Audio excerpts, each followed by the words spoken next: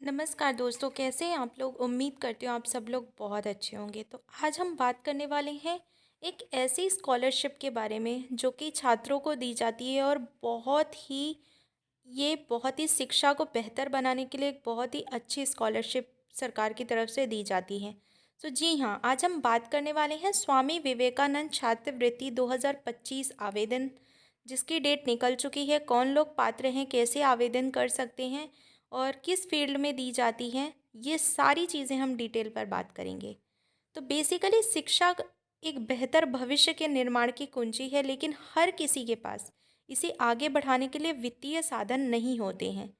कई प्रतिभाशाली छात्र अपनी शिक्षा जारी रखने के लिए संघर्ष करते हैं क्योंकि वे इसे वहन नहीं कर सकते।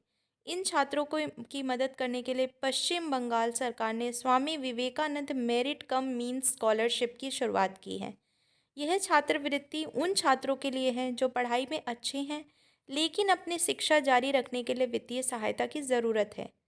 यदि आप 2024-25 शैक्षणिक वर्ष में अध्ययन करने की योजना बना रहे हैं, तो इस छात्रवृत्ति के लिए आवेदन करने का यह सही समय है। ये अध्ययन के विभिन्न क्षेत्रों के छात्रों के लिए वित्तीय सहायता प्राप्त करने का एक शानदार अवसर है, ताकि उन्हें अपनी शिक्षा की लागत के बारे में चिंता ना करनी पड़े। इस वीडियो में मैं आपको स्वामी विवेकानंद छात्रवृत्ति 2024 के बारे में जानने के लिए आवश्यक सब कुछ डिटेल में बताने वाली हूँ। सो वीडियो को एंड तक देखिएगा, नहीं तो काफ़ी चीज़ें आप लोग मिस कर देंगे। सो बेसिकली स्वामी विवेकानंद छात्रवृत्ति की स्थापना कम आय वाले परिवारों से आने वाले छात्रों की मदद के लिए की गई थी। इसका मुख्य लक्ष्य उन छात्रों की मदद करना है जो अपनी पढ़ाई में अच्छे हैं लेकिन आर्थिक रूप से संघर्ष कर रहे हैं। यह छात्रवृत्ति हाई स्कूल से लेकर स्नातकोत्तर पाठ्यक्रमों तक शिक्षा के विभिन्न चरणों में छात्रों के लिए उपलब्ध है। इसमें उन छात्रों को भी शामिल किया गया है जो इंजीनियरिंग, चिकित्सा, नर्सिंग और अन्य जैसे पेशेवर पाठ्यक्रमों की पढ़ाई कर रहे हैं। वित्तीय सहायता प्रदान करके यह छात्रवृत्ति सुनिश्चित करती है कि किसी भी योग्य छात्र को अपनी शिक्षा सिर्फ इसलिए नहीं छोड़नी पड़े क्योंकि वे इसका खर्च वहन नहीं कर सकते। स्वामी विवेकानंद छात्रवृत्ति 2024 के लिए पात्रता मानदंड भी मैं आप लोगों को बता देती हूँ। इसके लिए आपको आवेदन करने के लिए छात्रों को कुछ आवश्यकताओं को पूरा करना होगा। ये नियम यह सुनिश्चित करने में मदद करते हैं कि छात्रवृत्ति उन छात्रों तक पहुँचे जिन्हें वास्तव में इसकी आवश्यकता है।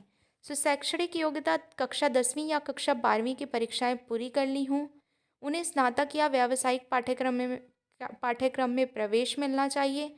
आवेदकों को अपनी पिछली परीक्षा में कम से कम 60% अंक प्राप्त होने चाहिए। अगर हम पारिवारिक आय की बात करें, छात्र के परिवार की कुल वार्षिक आय 2.5 लाख रुपए से कम होनी चाहिए। इससे यह सुनिश्चित होता है कि छात्रवृत्ति कम आय वाले परिवारों के छात्रों को मिले। ये नियम यह सुनिश्चित करते हैं कि छात्रवृत्ति उन विद्यार्थियों को मदद करे जो पढ़ाई में अच्छे हैं और जिन्हें अपनी शिक्षा जारी रखने के लिए वित्तीय सहायता की आवश्यकता है। स्वामी विवेकानंद छात्रवृत्ति के बारे में सबसे अच्छी बात यह है कि यह वित्तीय सहायता प्रदान करती है। आपको मिलने वाली राशि इस बात पर निर्भर करती है कि आप कौन सा कोर्स कर रहे हैं।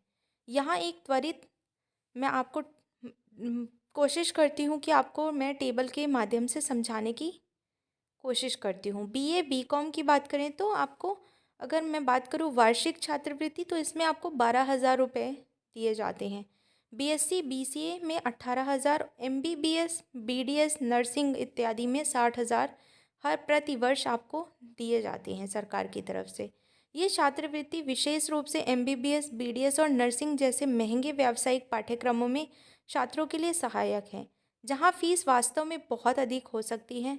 यह वित्तीय बोझ को कम करता है, इसलिए छात्र अपनी शिक्षा के लिए भुगतान करने की चिंता करने के बजाय अपनी पढ़ाई पर अधिक ध्यान केंद्रित कर सकते हैं।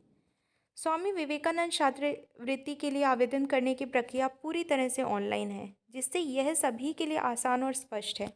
चरणों के माध्यम से आपकी सहायता करने के लिए मैं एक बार आपको बता देती हूँ इसकी वेबसाइट भी, और आप लोग कैसे इसको अप्लाई कर सकते हैं इसके लिए। तो स्वामी विवेकानंद छात्रवृत्ति की आधिकारिक वेबसाइट जो है https://svmcm.wb.gov.in पर आप लोग जा सकते हैं। फिर आप इस पे नया पंजीकरण बटन पर क्लिक कर सकते हैं और खाता बनाने पर अपना विवरण, अपनी डिटेल्स को फिल करना है। एक बार जब आप पंजीकृत हो जाएं तो अपने खाते के विवरण के साथ लॉगिन करें, फिर सभी आवश्यक जानकारी के साथ आवेदन पत्र भरें। सबमिट करने से पहले सुनिश्चित करें कि सब कुछ सही है। अगर हम डॉक्यूमेंट्स की बात करें तो आपको अपनी पिछली परीक्षाओं की अंक तालिकाएँ, आपको अपने परिवार आय दर्शाने के लिए आय प्रमाण पत्र, पहचान प्रमाण पत्र, बैंक खाता विवरण, ये सब आपको उसके साथ अटैच करना होगा। फॉर्म भरने और दस्तावेज़ अपलोड करने के बाद अपना आवेदन जमा करें। भविष्य के संदर्भ के लिए पंजीकरण संख्या को सहेजना ना भूलें। इन सरल चरणों का पालन करके आप आसानी से अपना भुगतान कर सकते हैं। बस सबमिट करने से पहले अपनी सारी जानकारी दोबारा जांचना बिल्कुल ना भूलें। 2024-25 शैक्षणिक वर्ष के लिए स्वामी विवेकानंद छात्रवृत्ति कार्यक्रम ने नियमों में कुछ बदलाव किए हैं। हालांकि अभी पूरी जानकारी, जैसे ही और भी डिटेल्स आती है इस पर, मैं डेफिनेटली इस चैनल के माध्यम से आपको लाने की कोशिश ज़रूर करूँगी। ये थी इसके कुछ इम्पोर्टेंट और महत्वपूर्ण पहलू। कौन लोग अप्लाई, उम्मीद करती हूँ कि सारी चीज़ें बहुत ही अच्छे से मैंने बताने की कोशिश की है, और अगर कोई डाउट रह गया है तो कमेंट सेक्शन में मैसेज करके आप लोग इसके बारे में पूछ सकते हैं।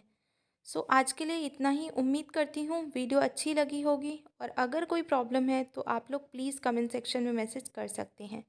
All the best to everyone जो भी परस्यू कर रहे हैं अपनी स्टडीज़ को, और स्कॉलरशिप का लाभ ज़्यादा से ज़्यादा लोगों तक पहुँचे, बस मेरी यही कोशिश थी आप लोगों के लिए। ये आज के लिए इतना ही। मिलते हैं अगले वीडियो में। जय हिंद, जय भारत।